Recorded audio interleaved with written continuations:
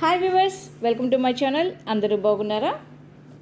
Movable property అంటే ఏదైనా ఒక వస్తువుని లేదా ప్రాపర్టీని ఒక ప్లేస్ నుంచి మరొక ప్లేస్కి మూవ్ చేయగలిగితే, అంటే తీసుకొని పోగలిగితే అటువంటి ప్రాపర్టీస్ అన్నింటినీ, అటువంటి వస్తువులు అన్నింటినీ మూవబుల్ ప్రాపర్టీస్ అని అంటాము.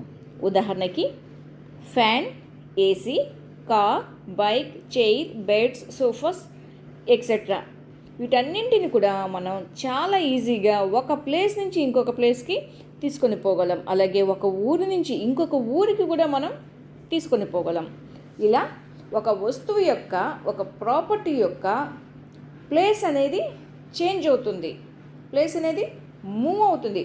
అలా మూవ్ అయ్యేటటువంటి ప్రతి ఒక్క ప్రాపర్టీని మూవబుల్ ప్రాపర్టీ అని అంటాం.